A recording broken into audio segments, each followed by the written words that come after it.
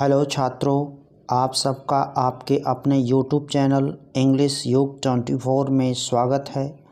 छात्रों, आज हम लोग डस्ट ऑफ स्नो पोयम की अच्छी प्रकार से सेंट्रल आइडिया कैसे लिखा जाए यह जानेंगे।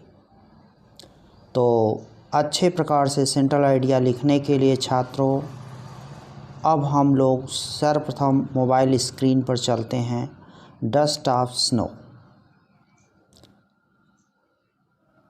छात्रों, इसको हमने पहले से ही लिख दिया है, आपको असुविधा ना हो किसी प्रकार का, इसलिए देखें लिखा गया है the poem Dust of Snow has been composed by Robert Frost, a great poet of America.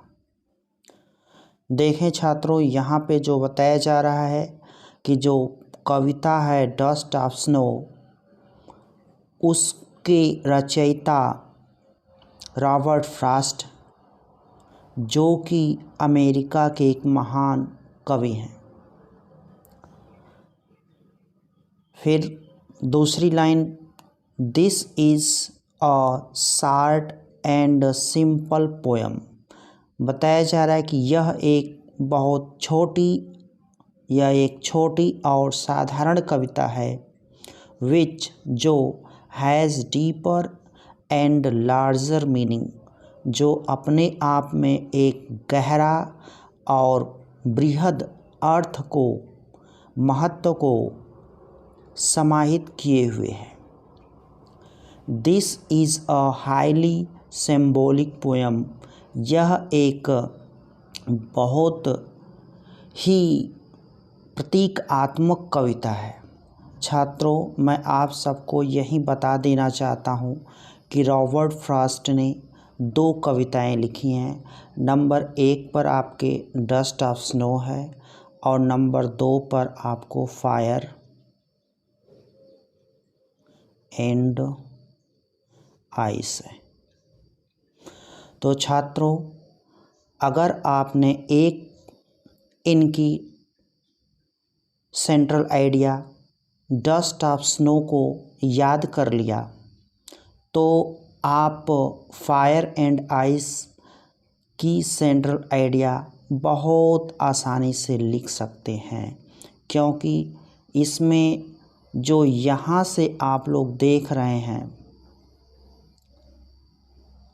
यहाँ से the poem Dust of Snow has been composed by Robert Frost, a great American poet.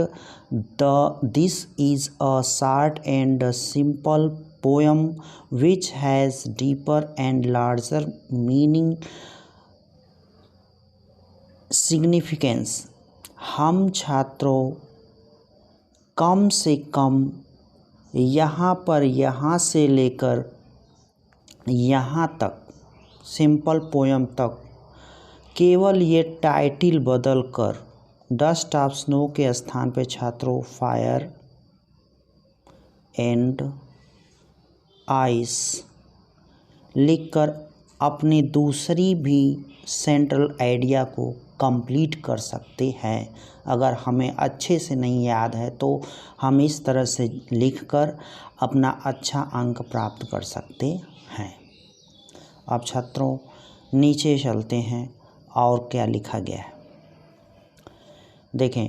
कहा जा रहा है कि one day, एक दिन, the poet was in depressed या सैड मूड। एक दिन कवि बहुत ही उदास, अर्थात एक दिन कवि की मनोदशा काफ़ी उदास थी, डिप्रेस्ड था। उसी दिन वह standing under a hemlock tree, एक धतूरे के वृक्ष के नीचे वह खड़ा था।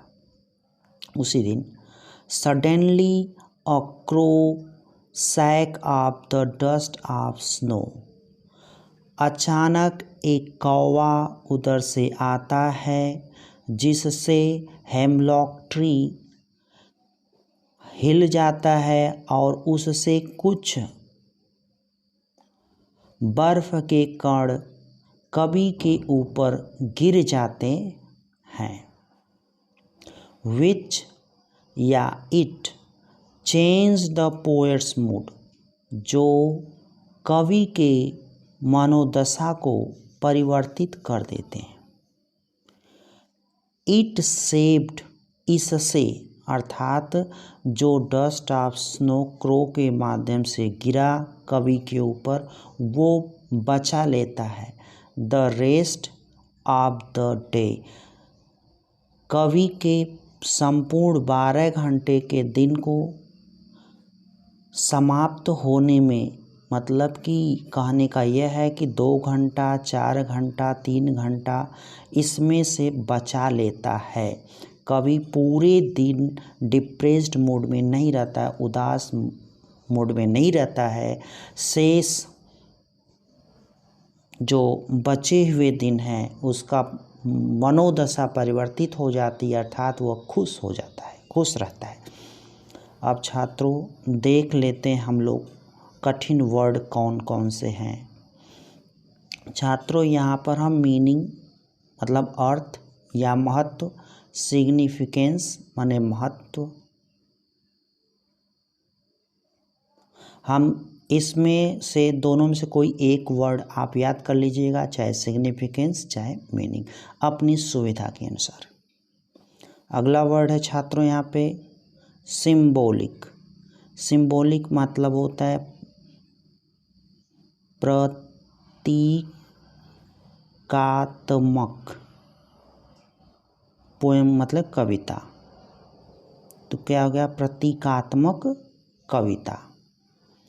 अगला हार्ड वर्ड है डिप्रेस्ड या सैड, उदास। डिप्रेस्ड या सैड, उदास। हेमलॉक आप लोग जान ही रहे हैं। सडनली, सडनली मतलब अचानक। हम यकायक भी कह सकते हैं। अगला चेंज्ड, बदल देना, परिवर्तित कर देना।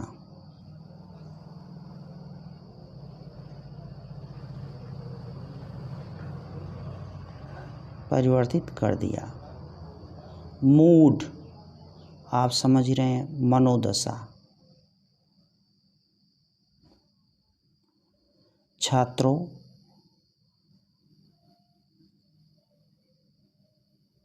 धन्यवाद आप लोगों को, यहीं तक है।